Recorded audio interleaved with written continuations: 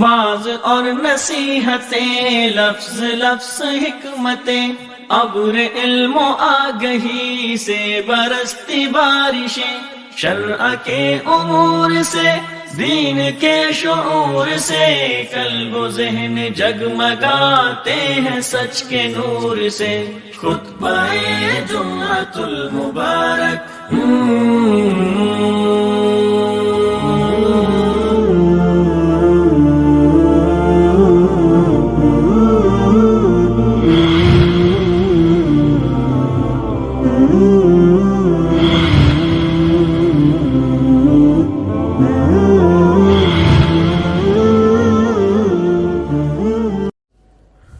السلام علیکم ورحمۃ اللہ وبرکاتہ۔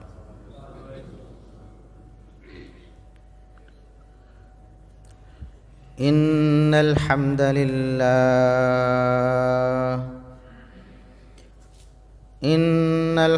للہ نحمده ونستعینه ونستغفره ونعوذ باللہ من شرور انفسنا ومن سیئات اعمالنا، من يهده الله فلا مضل له ومن يضلل فلا هادي له، اشهد ان لا اله الا الله وحده لا شريك له، واشهد ان محمدا عبده ورسوله۔ اللهم صل على محمد وعلى آل محمد كما صليت على إبراهيم وعلى آل إبراهيم إنك حميد مجيد۔ اللهم بارك على محمد وعلى آل محمد كما باركت على إبراهيم وعلى آل إبراهيم إنك حميد مجيد۔ أما بعد، فيا أيها الناس، ألا إن خير الحديث كتاب الله، وخير الهدي هدي محمد صلى الله عليه وسلم، وشر الأمور محدثاتها، وكل محدثة بدعة، وكل بدعة ضلالة۔ أعوذ بالله السميع العليم من الشيطان الرجيم، من همزه ونفخه ونفثه۔ بسم الله الرحمن الرحيم۔ الذين يتبعون الرسول النبي الأمي الذي يجدونه مكتوبا عندهم في التوراة والإنجيل، يأمرهم بالمعروف وينهاهم عن المنكر، ويحل لهم الطيبات ويحرم عليهم الخبائث، ويضع عنهم إصرهم والأغلال التي كانت عليهم، فالذين آمنوا به وعزروه ونصروه واتبعوا النور الذي أنزل معه أولئك هم المفلحون۔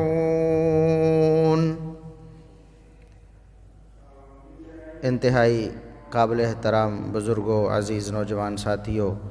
معززات و مکرمات، اسلامی ماں اور بہنوں، ہر قسم کی حمد و ثنا، تعریف و تمجید، کبریائی، بڑائی، رفعت و عظمت اللہ رب العزت کے لیے جو پوری کائنات کا خالق و مالک ہے، بے شمار لا تعداد، بے حد و حساب درود و سلام پیغمبر آخر الزماں، محسن انسانیت، محسن کائنات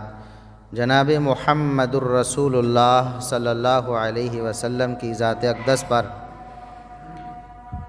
گزشتہ سے پیوستہ خطبات جمعۃ المبارک میں آپ یہ سماعت فرما چکے ہیں، اور میں یہ گزارش کر چکا ہوں کہ نبی کریم صلی اللہ علیہ وسلم سے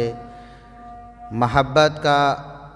حقیقی اظہار وہ آپ صلی اللہ علیہ وسلم کا حکم ماننا، آپ کی پیروی کرنا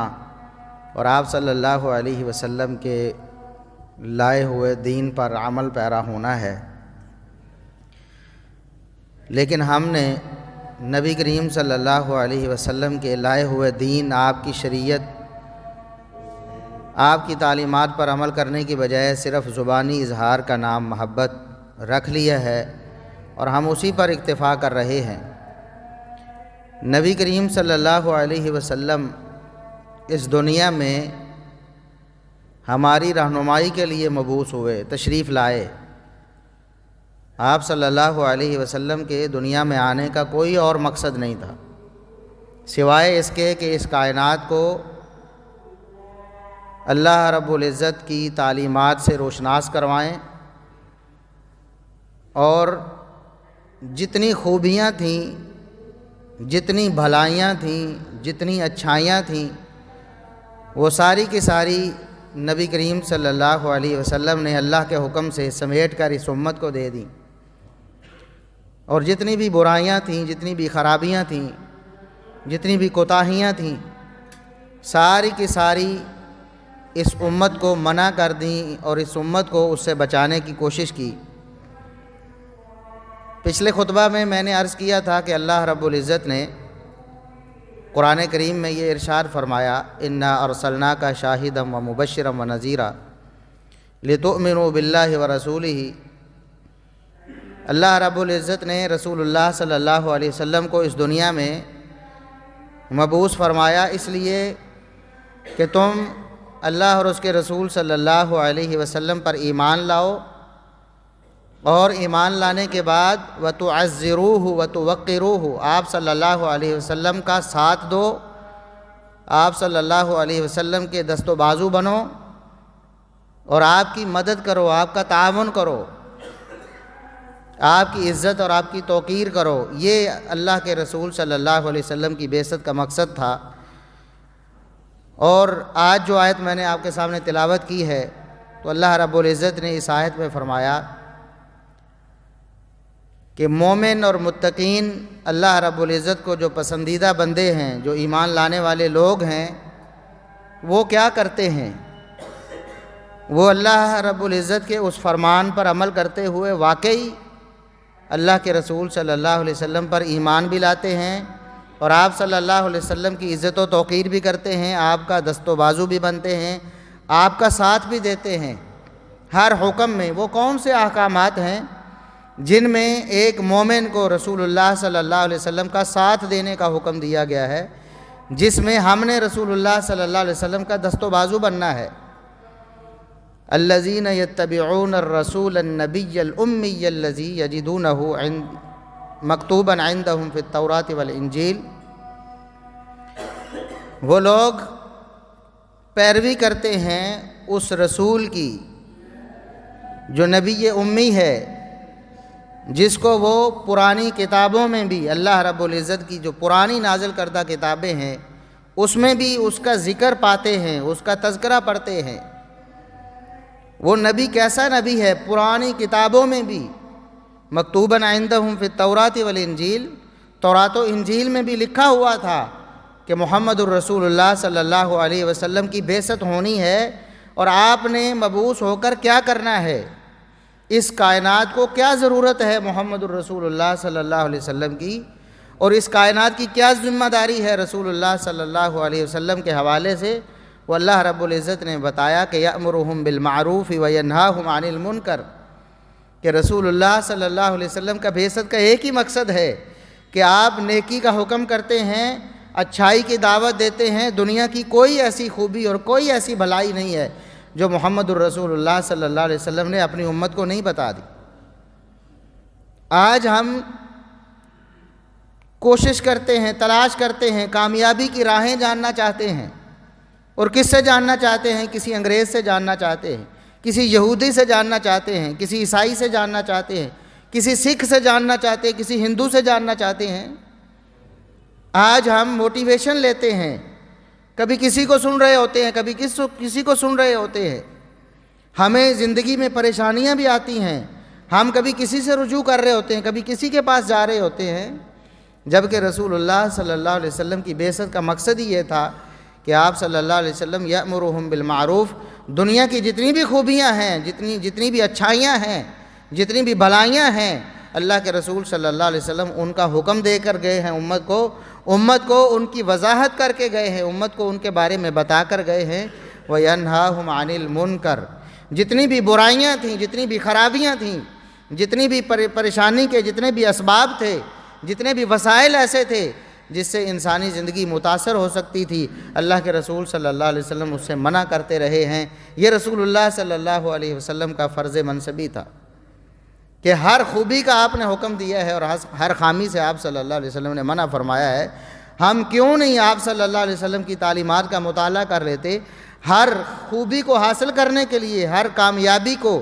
حاصل کرنے کے لیے اور ہر پریشانی سے بچنے کے لیے کیوں نہیں ہم محمد الرسول اللہ صلی اللہ علیہ وسلم کی سیرت کو اپنا لیتے؟ کیوں نہیں ہم اس کا مطالعہ کر لیتے تاکہ ہر خوبی اور ہر خامی کا ہمیں پتہ چل جائے؟ دنیا میں جو بھی سود و زیاں تھا، جو بھی خوبی و خامی تھی، وہ رسول اللہ صلی اللہ علیہ وسلم نے امت کو کھول کر بیان کر دی۔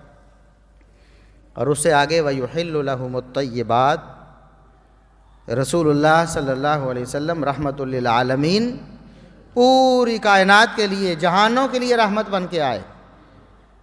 تمام انسانیت کے لیے ہی نہیں، تمام جانداروں کے لیے، تمام بے جانوں کے لیے رحمت بن کے آئے۔ وَيُحِلُّ لَهُمُ الطَّيِّبَاتِ، مومنوں کے لیے، مسلمانوں کے لیے، اس کائنات کے لوگوں کے لیے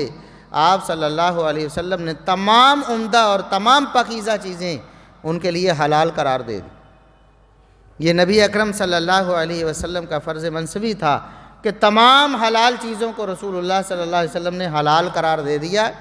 کتنی ایسی چیزیں تھیں جو پرانی امتوں پر پابندی لگائی گئی تھی، تم نے یہ استعمال نہیں کرنی، تم نے استعمال نہیں کرنی۔ قرآن کریم میں اس کا ذکر ہے، یہود و نصارہ پر، بنی اسرائیل پر کون کون سی چیزیں اللہ رب العزت نے حرام قرار دی تھیں۔ رسول اللہ صلی اللہ علیہ وسلم اس کائنات کے لیے رحمت بن کے آئے۔ اللہ کے حکم سے وہ تمام چیزیں جو اس کائنات کے لیے، انسانوں کے لیے، اس دور کے لیے، قیامت تک کے لیے خوبی اور اچھائی والی تھیں، ان کو حلال قرار دیا اللہ کے حکم سے۔ یہ نبی اکرم صلی اللہ علیہ وسلم کا فرض منصبی تھا۔ آپ صلی اللہ علیہ وسلم اسی لیے کائنات میں تشریف لائے، اس دنیا میں آئے، مبعوث ہوئے کہ تمام پاکیزہ چیزوں کو رسول اللہ صلی اللہ علیہ وسلم نے اللہ کے حکم سے، اللہ کے اذن سے، اللہ کی تعلیم سے حلال قرار دیا۔ وَيُحَرِّمُ عَلَيْهِمُ الْخَبَائِثَ، اور جتنی بھی خبیث چیزیں تھیں، جتنی بھی بری چیزیں تھیں، جتنی بھی اخلاقی اور روحانی طور پر انسانیت کو متاثر کر سکتی تھیں، جتنی بھی چیزیں اس معاشرے کو گدلا کر سکتی تھیں، جتنی بھی اس معاشرے کو خون و فساد میں اور دنگے میں مبتلا کر سکتی تھیں، ساری چیزوں کو رسول اللہ صلی اللہ علیہ وسلم حرام کرنے کے لیے آئے۔ اور آپ صلی اللہ علیہ وسلم نے چن چن کر ایک ایک چیز امت کو اللہ کے حکم سے بتایا کہ یہ حرام ہے، یہ حرام ہے، اس میں خرابی ہے، وہ چاہے اخلاقی خرابی ہو، روحانی خرابی ہو، یا مادی اور وسائل کے اعتبار سے، دنیاوی اعتبار سے خرابی ہو، وہ کاروبار میں خرابی ہو، وہ ہماری عبادات میں خرابی ہو، ہمارے عقائد میں خرابی ہو، ہمارے معاملات میں خرابی ہو، ہمارے کھانے پینے میں ہو، ہماری صحت کے حوالے سے ہو، ہر چیز رسول اللہ صلی اللہ علیہ وسلم نے جو بری تھی وہ ہمارے لیے حرام قرار دے دی۔ اور یہاں ہی نہیں، وَيَضَعُ عَنْهُمْ إِصْرَهُمْ وَالْأَغْلَالَ الَّتِي كَانَتْ عَلَيْهِمْ، اس کائنات میں لوگوں نے دور جاہلیت میں انبیاء کی تعلیمات سے دستبردار ہو کر اپنے گلے میں بہت سے طوق پہن لیے تھے، بہت سے بوجھ اپنے کندھوں پہ لاد دیے تھے، جو نہ اللہ رب العزت کی منشا تھے، نہ مقصود تھے، نہ اللہ کا حکم تھا، نہ اس میں دنیا کا کوئی فائدہ تھا، لوگوں کا نقصان ہی نقصان تھا۔ جان بوجھ کر وہ بوجھ جو ان پر لادے ہی نہیں گئے تھے، جان بوجھ کر انہوں نے اپنے اوپر لاد لیا تھا، جاہلیت کی وجہ سے، جہالت کی وجہ سے۔ اور وہ طوق جو ان کو اللہ نے پہنائے ہی نہیں تھے، وہ انہوں نے اپنے گلے میں خود کس لیے تھے۔ اللہ رب العزت نے رسول اللہ صلی اللہ علیہ وسلم کو رحمت بنا کے بھیجا۔ آپ صلی اللہ علیہ وسلم نے وہ تمام بوجھ بھی اتار دیے انسانوں کے کندھوں سے، اور وہ تمام طوق بھی توڑ دیے اور کاٹ دیے ان کی گردنوں سے جو انہوں نے خود پہن لیے تھے۔ آج ہم دیکھیں کہ رسول اللہ صلی اللہ علیہ وسلم نے جو ہمیں دین دیا ہے، جو ہمیں شریعت دی ہے، جو ہمیں دستور اور منشور دیا ہے، کتنا پاکیزہ ہے، کتنا خوبصورت ہے، کتنا خوبیوں والا ہے، کتنا امن ہے اس میں، کتنی فلاح و بہبود ہے، کتنی کامیابی ہے اس میں، اور آج ہم نے اس کو پس پش ڈال دیا ہے۔ آج ہم اس کو دیکھنے سننے کے لیے، اس کو اپنانے کے لیے تیار نہیں ہیں۔ تو اللہ رب العزت فرماتا ہے فَالَّذِينَ آمَنُوا بِهِ وَعَزَّرُوهُ وَنَصَرُوهُ۔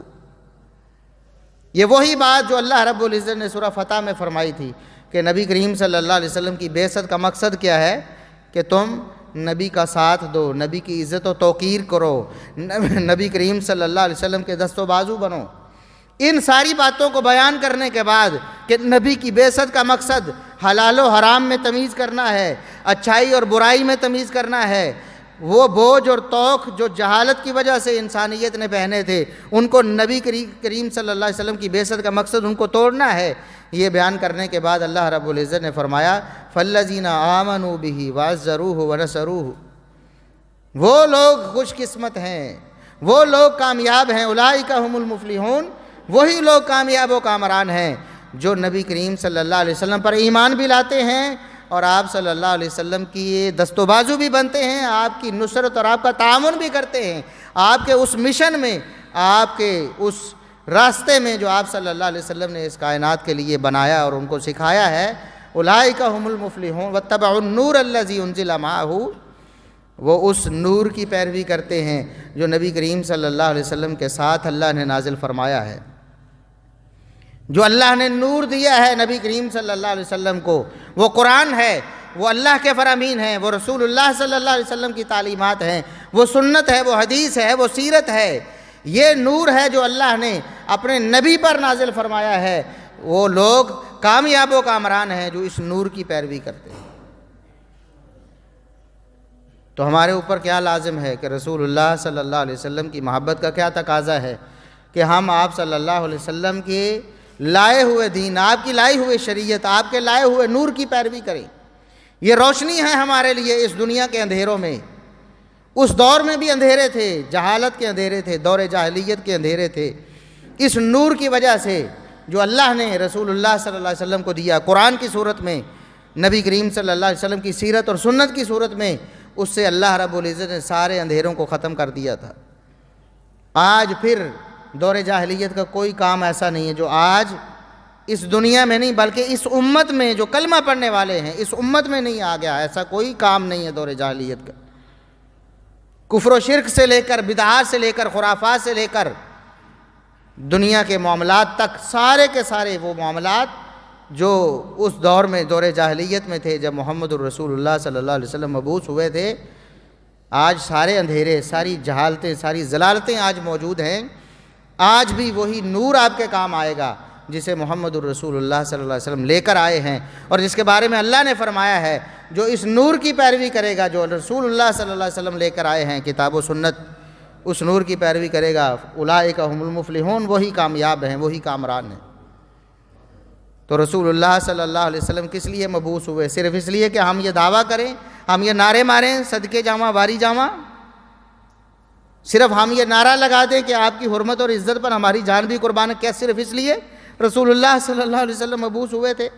کیا آپ کی بعثت کا مقصد یہی تھا؟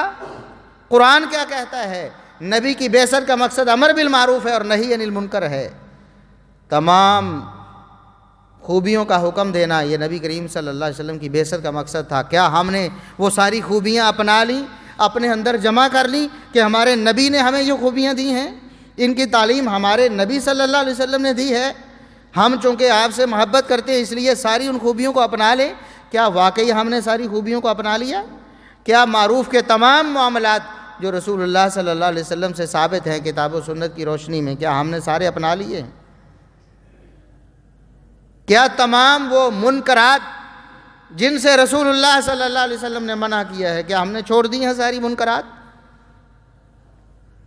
کیا ہم نے ان کو برا جان کر ان سے اپنی جان چھڑا لی ہے؟ حلال و حرام کا معاملہ رسول اللہ صلی اللہ علیہ وسلم نے واضح کیا، تمام پاکیزہ چیزوں کو حلال قرار دیا، جتنی پاکیزہ چیزیں تھیں وہ ہمارے لیے حلال ہیں آج شریعت کی روشنی۔ دنیا کی کوئی ایسی چیز نہیں جو پاکیزہ ہو، انسانیت کی بھلائی کے لیے اور فائدے کے لیے ہو، لیکن رسول اللہ صلی اللہ علیہ وسلم کی شریعت میں وہ حلال نہ ہو، ایسی کوئی چیز نہیں۔ یہ ہر مسلمان جب تک اس پر ایمان نہ رکھے اس کا ایمان ہی مکمل نہیں ہوتا۔ جب وہ یہ بات مانتا ہے کہ تمام پاکیزہ چیزیں میرے لیے حلال ہیں اور تمام بری چیزیں، تمام خبائث، تمام مکروہات، تمام ایسی چیزیں جو میرے ایمان کے لیے، میرے عقیدے کے لیے، میری صحت کے لیے مضر ہیں، وہ اللہ کے رسول صلی اللہ علیہ وسلم نے منع فرما دیے۔ جب یہ عقیدہ رکھ لیا ہے پھر ان کو چھوڑتے کیوں نہیں؟ کیوں نہیں چھوڑتے انہیں؟ ہمارے پیمانے الگ ہو گئے ہیں۔ ہم یہودیوں کی طرح کچھ مان لیا، کچھ چھوڑ دیا، جہاں مرضی آئی وہاں ہم شریعت کے پیروکار بن گئے، وہاں ہم نے کہا جی ہم تو نبی کی سنت پر عمل کرتے ہیں، ہم تو نبی کا کہا مانتے ہیں، اور جہاں ہماری طبع کے مطابق نہ ہوا فرمان رسول صلی اللہ علیہ وسلم وہاں ہم نے چھوڑ دیا اسے، وہاں ہم نے تعویلیں گھڑ لیں، وہاں ہم نے بہانے اور عذر تراش لیے، بجائے اپنی کمی کوتاہی ماننے کے آج مسلمان ہیلے بہانے لے کر آتا ہے رسول اللہ صلی اللہ علیہ وسلم کے فرامین اور آپ کی شریعت اور آپ کے دین کے مقابلے میں۔ کتنی حرام چیزیں ہیں آج مسلمان ان کو اپنائے ہوئے ہیں، ان کو استعمال کر رہے ہیں، ان کو پہن رہے ہیں، ان کو سجا رہے ہیں اپنے جسموں پر، کتنی حرام چیزیں ہیں۔ رسول اللہ صلی اللہ علیہ وسلم نے سختی سے منع فرما دی لیکن ہم نے نہیں چھوڑی۔ کھانے پینے میں دیکھیں، مسلمانوں میں بڑا طبقہ ہے اللہ کے فضل سے شراب سے بچا ہوا، شراب حرام ہے نا، یہ خبیث چیز ہے، یہ انسان کی روحانیت کے لیے اور انسان کے جسم کے لیے، دونوں کے لیے، معاشرے کے لیے، ماحول کے لیے، یہ خاندان کے لیے، یہ گھر کے لیے مضر ہے، اس میں خرابی ہی خرابی ہے۔ رسول اللہ صلی اللہ علیہ وسلم نے منع فرما دیا، حرام قرار دے دیا۔ لوگ پیتے تھے دور جاہلیت میں بھی، اسلام کے آغاز میں بھی، لیکن تدریجاً رسول اللہ صلی اللہ علیہ وسلم نے اس کو حرام قرار دے دیا۔ پھر کامیاب کون ہوئے؟ جنہوں نے رسول اللہ صلی اللہ علیہ وسلم کا فرمان سنا، اس کے بعد دوبارہ زندگی میں سوچا تک نہیں اس کے بارے میں، اور پی رہے ہیں، پیالے منہ کو لگا رہے ہیں، وہیں چھوڑ دیے، مٹکے توڑ دیے۔ مدینے کی گلیوں میں شرابیں بہہ رہی ہیں، کیا ہوا ہے؟ آواز آئی ہے، ایک آواز لگانے والا آواز دیتا ہے کہ رسول اللہ صلی اللہ علیہ وسلم نے اللہ کے حکم سے شراب کو حرام قرار دے دیا۔ کوئی ہیلا بہانہ نہیں، ابھی تو پی لیں، ابھی تو ہمارے پاس آ گئی ہے، یہ گھونٹ تو بھر لیں، یہ تو بنا لی ہے، اس کو تو ختم کر لیں، یہ جو بنائی ہے اس کا کیا بنے گا، یہ ضائع ہو جائے گی، اس کو تو استعمال کر لیں۔ نہیں، رسول اللہ صلی اللہ علیہ وسلم کا حکم آیا، چھوڑ دی۔ آج کتنے مسلمان ہیں، مسلمانوں میں کتنے نوجوان ہیں، کتنے بوڑھے ہیں، کتنے لڑکے ہیں جو آج اس لعنت میں، نشے کی لعنت میں ملوث ہو چکے ہیں، مبتلا ہو چکے ہیں۔ اور صرف شراب ہی نشہ نہیں ہے، بلکہ رسول اللہ صلی اللہ علیہ وسلم نے فرمایا الخمر ما خامر العقل، ہر وہ چیز شراب ہے اور شراب کے حکم میں داخل ہے، اسی طرح حرام ہے جس طرح شراب حرام ہے، ہر وہ چیز جو انسان کی عقل پہ پردہ ڈالتا، جس سے انسان اپنے آپ کو اصلی حالت میں برقرار نہ رکھ پائے، ہر وہ چیز حرام ہے۔ اور یہ بھی فرما دیا ما اسکر کثیرہ فقلیلہ حرام، جس کا ایک مٹکا، ایک گیلن پینے سے نشہ ہوتا ہے، اس کا ایک قطرہ بھی حرام ہے، آدھا قطرہ بھی حرام ہے۔ فرما دیا آج ہمارے مشروبات میں یہ چیزیں استعمال ہو رہی ہیں، کئی ایسی چیزیں ہیں، باہر سے امپورٹڈ ڈرنکس آتے ہیں، ان کے اندر استعمال ہوتی ہے، لوگ پی رہے ہیں۔ اب تو ویسے بھی کھلم کھلا بک رہی ہے پاکستان میں، خالص شراب بھی بک رہی، نوجوان شراب میں، ہیروئن میں اور اس طرح کے نشوں میں، گٹکا ہے اور پان کے اندر تمباکو ہے اور اس طرح کی چیزوں میں ملوث ہو چکے ہیں۔ کیا رسول اللہ صلی اللہ علیہ وسلم نے تمام خبائث کو حرام نہیں کرا؟ کوئی ایسا مسلمان جو کہے کہ تمباکو میں، یہ گٹکے میں، یہ سگریٹ میں، یہ فلاں جو دیگر وہ ہیروئن ہے یا فلاں، اس میں کوئی فائدہ ہے؟ کیا نقصان نہیں ہے اس میں؟ سگریٹ کی ڈبی پہ لکھا ہوا ہے کہ یہ مضر صحت ہے، اس سے کینسر ہو جاتا ہے، اور خوفناک تصویریں بھی لگائی ہوئی ہیں، لیکن یہ ماننے کے لیے تیار نہیں۔ اس نے محمد الرسول اللہ صلی اللہ علیہ وسلم کی نہیں مانی ہے، کسی حکومت، کسی گورنمنٹ کی کیسے مانے گا؟ کیا یہ رسول اللہ صلی اللہ علیہ وسلم کے حرام کردہ امور نہیں ہے؟ وَيَنْهَاهُمْ عَنِ الْمُنْكَرِ، منکر سے منع کر دیا رسول اللہ صلی اللہ علیہ وسلم نے۔ وَيُحَرِّمُ عَلَيْهِمُ الْخَبَائِثِ، خبائث سے اللہ کے رسول صلی اللہ علیہ وسلم نے منع کر دیا، حرام قرار دے دیا۔ یہ خبائث ہے، یہ آپ کے جسم کے لیے، آپ کی روح کے لیے فائدہ مند نہیں ہے، چھوڑ دو انہیں۔ آج کوئی اگر شراب نہیں پیتا، وہ گٹکا کھاتا ہے، وہ گٹکا اور شراب کچھ بھی نہیں کرتا، کسی اور طریقے سے کوئی نہ کوئی طریقہ استعمال کر رہا ہے۔ نوجوان ہیں، شیشہ پیتے ہیں، یہ نیا رواج اور فیشن کے طور پر آ گیا، لوگ اس نشے میں مبتلا ہو رہے۔ ہمارے نوجوان کس طرف جا رہے ہیں؟ اور جو لوگ اس سے بھی بچ گئے ہیں، شراب سے بھی بچ گئے، تمباکو سے بھی بچ گئے، گٹکے سے بھی بچ گئے، وہ کیا کرتے ہیں؟ وہ سمجھتے ہیں کہ شاید یہ خنزیر کا گوشت ہی حرام ہوتا ہے، کسی کا حق کھانا تو حرام نہیں ہوتا۔ لوگوں کا حق لوگ جری ہو کر، بہادر ہو کر کھا رہے ہیں، اپنا حق سمجھ رہے ہیں۔ کسی کی زمین پر قبضہ کر کے کھا لو، کسی کی جائیداد ہڑپ لو، کسی کے پیسے مار لو، اور اس کو بہادری سمجھا جاتا ہے کہ میں نے کیس لڑ کر جیت لیا ہے۔ وہ سمجھتا ہے کہ شاید مجھے پرمٹ مل گیا، یہ اللہ کی طرف سے پرمٹ ہے، یا یہ رسول اللہ صلی اللہ علیہ وسلم کی طرف سے مجھے سرٹیفکیٹ جاری ہو رہا ہے کہ میرے حق میں فیصلہ ہو گیا تو لہٰذا جائز ہے۔ رسول اللہ صلی اللہ علیہ وسلم نے فرمایا کہ میں محمد الرسول اللہ صلی اللہ علیہ وسلم بھی فرمایا، میں بھی اگر فیصلہ کروں، میں بھی انسان ہوں،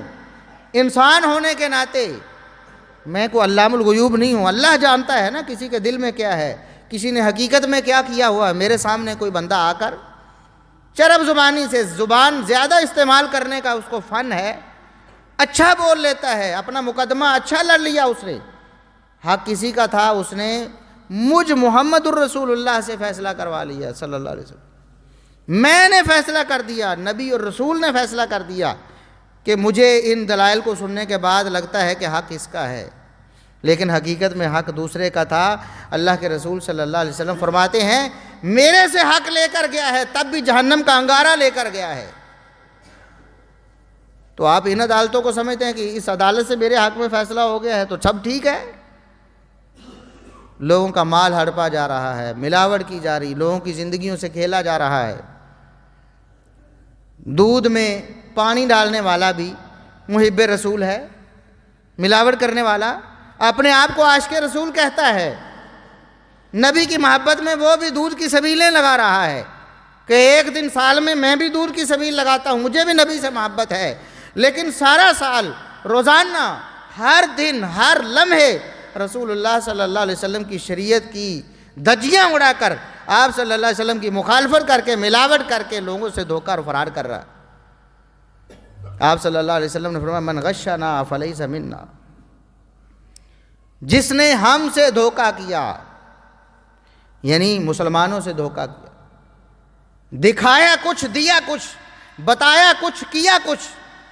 اس کو غش کہتے ہیں عربی زبان میں۔ صرف یہی نہیں کہ دودھ میں پانی ملانا ہی یا سرخ مرچوں میں اینٹیں ملانا ہی یہی غش ہے، بلکہ ہر وہ قسم، ہر وہ طریقہ، ہر وہ انداز جس سے کسی مسلمان کے ساتھ دھوکہ ہو جائے، آپ اپنی جگہ پر رکھ کے دیکھیں نا، اپنے آپ کو اس کی جگہ پر رکھ کے دیکھیں۔ آپ ہیلے بہانے تو شیطان آپ کو بہت سجھائے گا، اور نہیں جی خیر ہے جی، اس کے بغیر تو کاروبار چلتا ہی نہیں جی، اب پانی نہ ڈالیں جی تو دودھی کو کیا بچتا ہے جی، یہ ہیلے بہانے سارے شیطان آپ کو سجھائے گا۔ لیکن آپ نے کلمہ محمد الرسول اللہ صلی اللہ علیہ وسلم کا پڑھا ہے، اس شیطان کا نہیں پڑھا جس کے وساوس آپ کے ذہن میں آ رہے ہیں اور آپ اس کو جسٹیفائی کر رہے ہیں اپنے آپ کو کہ ٹھیک ہے میں ٹھیک کر رہا ہوں۔ بینک سے لین دین ہے، سودی ہے، کیا صرف خنزیر کا اور کتے کا گوشت حرام ہے؟ اس کو دیکھ کر ہمیں قے آ جائے گی، سن کر بھی ہمیں گھن آتی ہے، لیکن سود کھائے جا رہے ہیں، ہر مسلمان ملوث ہو رہا ہے، الا ماشاء اللہ، الا ماشاء اللہ، اللہ جس پر رحم کرے، ورنہ اکثریت مسلمانوں کی یہ بینک سے لین دین کے اکثر معاملات سود پر مشتمل ہیں۔ ہمارے لین دین کے معاملات، ہمارے کاروبار کے معاملات، یہ کرائے پہ لینے دینے کے پگڑی شگڑی سب سود ہے، سود میں مبتلا ہو رہے ہیں، کبھی یہ سوچ نہیں آتی ہے۔ لیکن محبت رسول کا دعویٰ اپنی جگہ برقرار ہے، وہ ہم بڑھ چڑھ کر لگائیں گے، لیکن رسول اللہ صلی اللہ علیہ وسلم کی لائی ہوئی شریعت پر عمل نہیں کریں گے۔ آپ صلی اللہ علیہ وسلم نے جن چیزوں کو حرام قرار دیے ہم انہیں حرام نہیں سمجھیں گے۔ قول عمل میں دیکھیں، کسی کی غیبت کرنا، کسی کی چگلی کھانا، کسی کے بارے میں برا، کسی کی عزت کو پامال کرنا، گالی دینا کسی کو، مارنا کسی کو۔ آج ہر طاقتور اپنا حق سمجھتا ہے کہ میں گویا خدا بن گیا ہوں، میں جو چاہوں کروں، میرے پاس طاقت ہے، میرے پاس عہدہ ہے، منصب ہے، میرے پاس سیاسی قوت ہے، مجھے کون پوچھے گا، اس لیے وہ کرتا چلا جاتا ہے۔ رسول اللہ صلی اللہ علیہ وسلم نے حرام قرار دی، آپ صلی اللہ علیہ وسلم نے منع فرمایا کہ کسی مسلمان کو اگر جانچنا ہے کہ واقعی مسلمان ہے، یا اپنے آپ کو اگر آپ نے چیک کرنا ہے، المسلم من سلم المسلمون من لسانہ، جس کی ہاتھ اور جس کی زبان سے مسلمان محفوظ ہیں، مسلمان وہی ہے۔ دوسرا شخص دعویٰ کرے محبت رسول کا، ہمسائے تنگ ہیں، گھر والے تنگ ہیں، خاندان والے تنگ ہیں، بازار والے تنگ ہیں، ان کے ساتھ اس کا معاملہ اچھا نہیں ہے، لین دین اچھا نہیں ہے، پھر محبت رسول کا دعویٰ کرے، رسول اللہ صلی اللہ علیہ وسلم کے دعویٰ محبت کا دعویٰ جھوٹا ہے، سچا نہیں ہے۔ اس لیے آپ صلی اللہ علیہ وسلم نے جو شریعت دی ہے، جو آپ صلی اللہ علیہ وسلم نے حلال حرام ہمیں بتائے ہیں، ان پر ہمیں کاربند ہونا ہوگا، تب ہم آپ صلی اللہ علیہ وسلم کی محبت کے واقعی سچے دعوے دار ہوں گے۔ اور اگر ایسا نہیں کرتے پھر کیسی ہماری محبت ہے؟ رسول اللہ صلی اللہ علیہ وسلم کی شکل ہمیں پسند ہے، آپ کا لباس ہمیں پسند نہیں، یہ تو الگ بات ہے کہ آپ کی شکل مبارک کیسی ہے، آپ کا لباس مبارک کیسا تھا، الگ بات ہے، لیکن جن چیزوں سے آپ نے سختی سے منع فرما دیا، میری امت کے لوگوں یہ تمہارے لیے کسی صورت حلال نہیں۔ یہود و نصارہ کی مخالفت کرو، یہود و نصارہ کا کام ہے داڑھیوں کو منڈانا، داڑھیوں کو چھوٹا کروانا، یہود و نصارہ کا کام ہے، تم نے میری امت کے لوگوں یہ نہیں کرنا۔ یہ نبی کی وصیت بھی ہے، نبی کا حکم بھی ہے، نبی کی نصیحت بھی ہے۔ محبت رسول کا دعویٰ ہے، صبح صبح روز اٹھ کر بلیڈ چلاتے ہیں، کینچیاں چلتی ہیں، لیکن رسول اللہ صلی اللہ علیہ وسلم سے محبت کا دعویٰ پھر اسی جگہ برقرار۔ آپ صلی اللہ علیہ وسلم نے منع فرما دیا، خبردار شلوار چادر پینٹ آپ کا جو ازار ہے، تہبند ہے،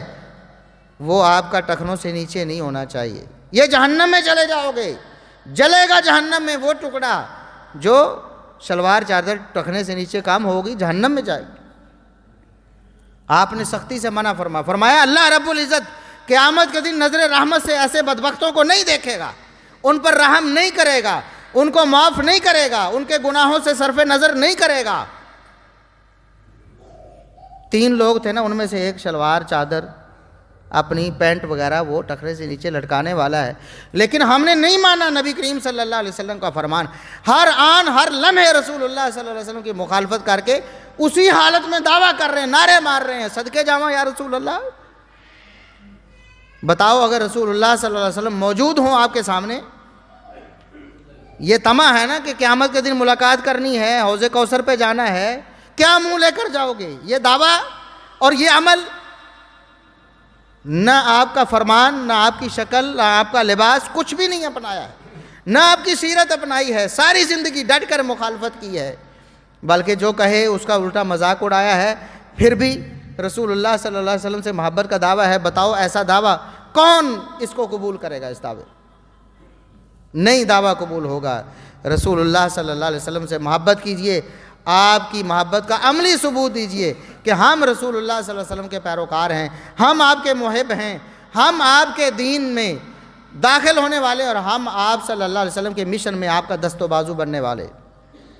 دست و بازو بننے کا مطلب تو یہ ہے نا کہ پہلے اپنائیں، پھر لوگوں کو قائل کریں، اس طرف لے کے آئے، نبی کی محبت کی طرف، نبی کی اطاعت کی طرف، نبی کی سنت کی طرف، نبی کی سیرت کی طرف۔ اگر ہم نے خود ہی نہیں اپنایا،